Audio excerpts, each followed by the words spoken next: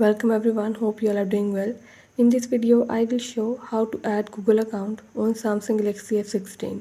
Before starting this video, please press the bell icon or do subscribe this channel. Let's start our video without wasting any time.